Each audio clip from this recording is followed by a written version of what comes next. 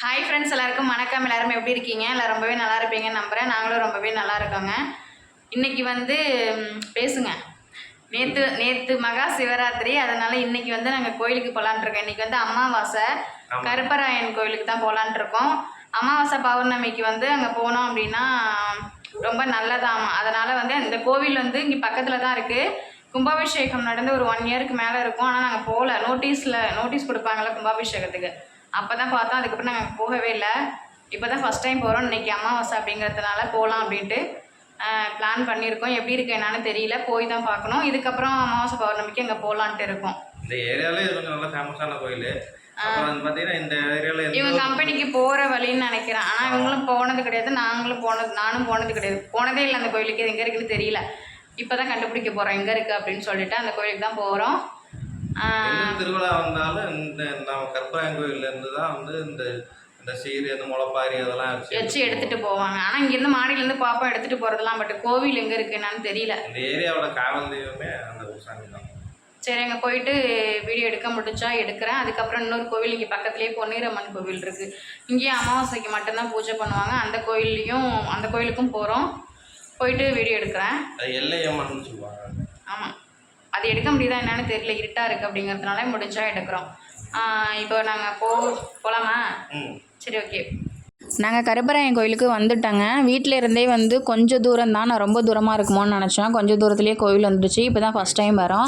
ஆனால் நாங்கள் கோயிலுக்கு போகிறதுக்கே 7:30 ஆகிடுச்சு. நான் ஈவினிங்கே 6 மணி போலே கிளம்புங்க அப்படின்னு சொன்னேன்.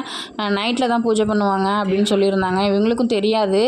சரின்ட்டு கொஞ்சம் லேட்டாக போகலாமேன்னு சொல்லிட்டு லேட்டாக கிளம்புனதுக்கு ஈவினிங்கே பூஜை எல்லாமே போட்டு முடிச்சிட்டாங்கன்னு நினைக்கிறேன். க்ளோஸ் பண்ணிட்டாங்க. இருந்தாலும் பரவாயில்ல, வந்துட்டோன்னு சொல்லிட்டு ஃபுல்லாக சாமி கும்பிட்டுட்டு அதுக்கப்புறம் நாங்கள் கிளம்பிட்டோம். எப்போவுமே கருப்பராயன் கோயில் அப்புறம் இந்த ஐயனார் கோயில், வீரன் கோயிலுக்கெல்லாம் லேடிஸ் போகக்கூடாது அப்படின்னு அப்போ சொல்லி வைப்பாங்க. அதே பழக்கத்தில் நான் போனதே கிடையாது. ஏற்கனவே பழைய வீட்டில் இருந்தோம் பாருங்க, ஒரு வாடகை வீட்டில். அதுக்கு ஆப்போசிட்லேயே கொஞ்சம் தூரம் தான், ஒரு 100 மீட்டர் தான் இருக்கும். அந்த தூரத்தில் ஒரு கருப்பராயன் கோயில் இருந்துச்சு. பட் நான் போகக்கூடாதோ அப்படின்னு நினச்சி நான் போனதே கிடையாது.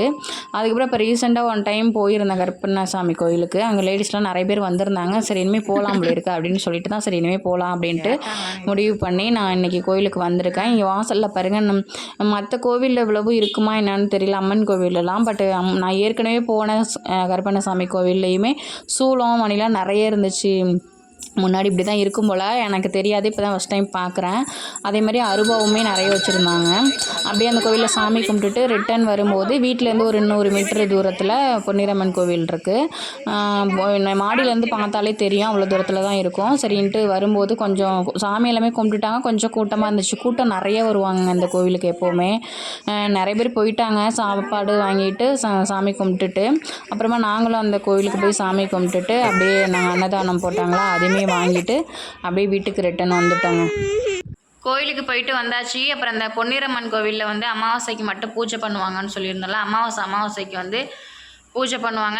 அங்கே அன்னதானம் பண்ணுவாங்க எப்போவுமே. கரெக்டாக நாங்கள் கருப்பண்ணசாமி கோயிலுக்கு போயிட்டு ரிட்டன் அப்படின்னு அந்த கோயிலுக்கு போகலான்ட்டு தான் பிளான் பண்ணி போனோம்.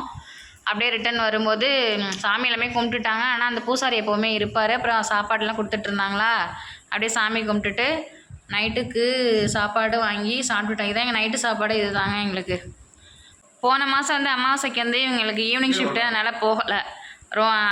எப்போவுமே மாதம் போக மாட்டோம், எப்போயாச்சும் போவோம். இந்த டைம் அங்கே கோயிலுக்கு போனதுனால இப்படியே இங்கேயும் இந்த கோயிலுக்கு போயிட்டு வந்துடலான்ட்டு போயிட்டு அப்படியே சாப்பாடு வாங்கிட்டு வந்தாச்சு.